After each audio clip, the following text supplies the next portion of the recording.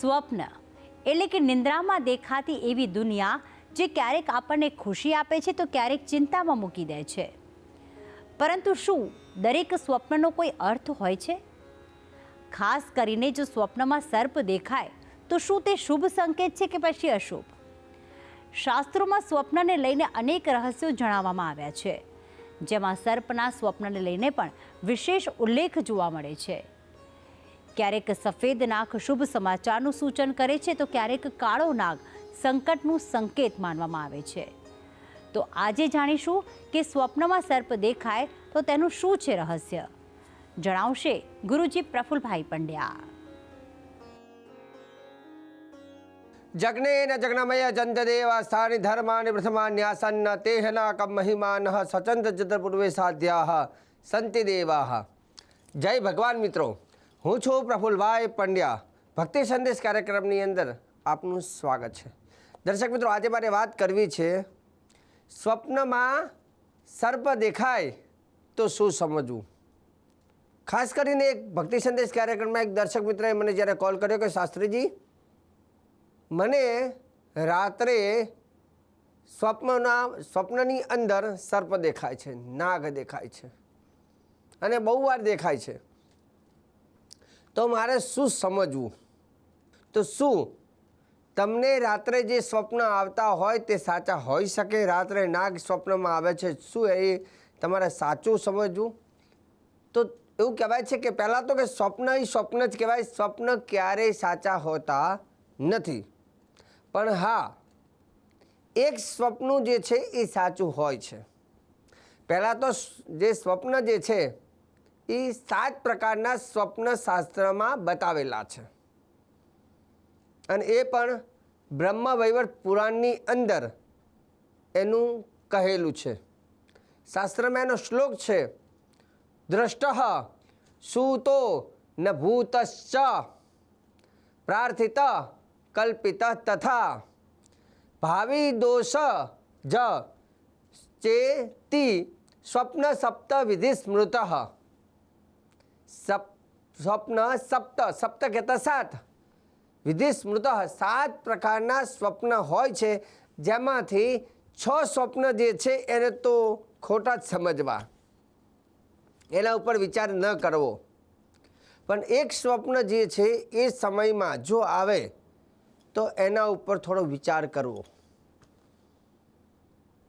ખાસ કરીને એવું કહેવાય છે કે દિવસ દરમિયાન ઘણા લોકોએ જે ઘટના જોઈ હોય અને એ ઘટના જો રાત્રે સ્વપ્નમાં આવે તો એના ઉપર વિચાર ન કરવો પહેલો. પણ જેનો તમે વિચાર નથી કર્યો, જે ઘટના તમારી સામે આવી નથી ને અચાનક જો એ સ્વપ્નમાં આવે છે, જેની આપણે કલ્પના નથી, ત્યારે એના ઉપર થોડો વિચાર કરવો. એમાં પાછું શાસ્ત્ર એવું કહે છે કે 7 સ્વપ્નની અંદર 6 સ્વપ્ન જે છે એ તો ખોટા જ સમજવા. એક જ સ્વપ્ન ઉપર વિચાર કરવાનો છે. તે સ્વપ્ન કયું જેની પર વિચાર કરવાનો છે? રાત્રિના અંતિમ પ્રહરો જ્યારે પૂર્ણ થઈ જાય છે અને પ્રાતઃકાલ સવારનું જ્યારે પહેલો પ્રહરની શરૂઆત થાય છે, જેને બ્રહ્મ મુહૂર્ત કહેવામાં આવે છે. તો બ્રહ્મ મુહૂર્તની અંદર જ્યારે કોઈ સ્વપ્ન આવતું હોય, બ્રહ્મ મુહૂર્તમાં કોઈ સ્વપ્ન આવતું હોય તો તે સ્વપ્ન ઉપર આપણે વિચાર કરી શકાય. હવે બ્રહ્મ મુહૂર્ત જે છે એ ખાસ કરીને જોવા જઈએ તો પ્રાતઃકાલ સવારે 4 વાગ્યા, 5 વાગે કે 6 વાગ્યાનો જે સમય હોય છે મોર્નિંગમાં, આ સમયમાં જો સ્વપ્ન આવે છે તો એ સ્વપ્ન ઉપર થોડો વિચાર કરવો. હવે એમાંય પાછો એક બીજો મત આવે છે કે જો તમને સ્વપ્ન આવ્યું છે અને સ્વપ્ન આવ્યા બાદ તમારી આંખ ખુલી ગઈ અને થોડી વાર પછી પાછી આંખ બંધ થઈ ગઈ, પાછા સૂઈ ગયા તમે, તો પાછું એ સ્વપ્નની ઉપર વિચાર નહીં કરવાનો. એ પણ લખ્યું છે. હવે રહી વાત કયા સ્વપ્ન ઉપર આપણે બરાબર વિચાર કરવાનો, તો કે બ્રહ્મ મુહૂર્તનું હોય, સવારે 4 વાગે, 5 વાગે કે 6 વાગ્યાનું હોય અને એમાં પછી તમારી આંખ ખુલી ગઈ હોય અને આંખ ખુલ્યા પછી તમને નીંદર ન આવી હોય તો એ સ્વપ્ન ઉપર વિચાર કરવો. હવે એમાંય પાછા સ્વપ્ન કેવા છે? તો સ્વપ્ન હંમેશા ખરાબ હોય એવું જરૂરી નથી. સ્વપ્ન સારા પણ હોય છે. સ્વપ્ન સારા પણ હોય છે. હવે રહી વાત આજે આપણે સર્પની ઉપર જે ચર્ચા કરીએ છીએ, તો સર્પ ઉપર જ હું કહી દઉં કે કોઈ એવું કે મને સર્પ દેખાય છે. હવે સર્પમાં બે પ્રકારના સર્પ છે, એક કાળો નાગ હોય છે અને એક સફેદ નાગ હોય. તો શાસ્ત્રમાં બંને નાગનું એક મહત્વ કહેલું છે. જો તમને સ્વપ્નની અંદર સફેદ નાગ શ્વેત નાગ દેખાય છે તો સમજવાનું કે તમારું કંઈક સારું થવાનું છે, શુભ થવાનું છે, કોઈ દેવી કૃપા મળવાની છે, કોઈ દિવસો સારા આવવાના છે, કોઈ સારા સમાચાર મળવાના છે. આ આપણે કહી શકીએ. સ્વપ્નમાં બ્રહ્મ મુહૂર્તમાં સ્વપ્ન આવ્યું હોય અને એ પણ જો નાગ તમને સફેદ દેખાય તો. હવે રહી વાત કે એમાં તમને જો કાળો નાગ દેખાય, કૃષ્ણ વર્ણ, તો કાળો નાગ જે છે બ્રહ્મ મુહૂર્તમાં આવેલા સ્વપ્નમાં કાળો નાગ દેખાય તો એને થોડુંક અશુભ માનવું. કેમ કે કાળો નાગ એટલે કાળ સમાન બતાવવામાં આવે છે. સર્પને અમે કહેવાય છે કાળ, એટલે તમારો આવનાર સમય કંઈક ખરાબ સંકેત આપી રહ્યા છે, પરિસ્થિતિ કંઈક ખરાબ થવાની છે, કાં તો કોઈ એવી કોઈ ઘટના ઘટિત થવાની છે જે વધારે કષ્ટદાયક બને. તો નાગ જ્યારે તમને દેખાતો હોય ત્યારે તમારે શું કરવું, તો એક મંત્ર હું તમને કહું છું. જો તમને વારંવાર આવું સ્વપ્ન આવતું હોય તો.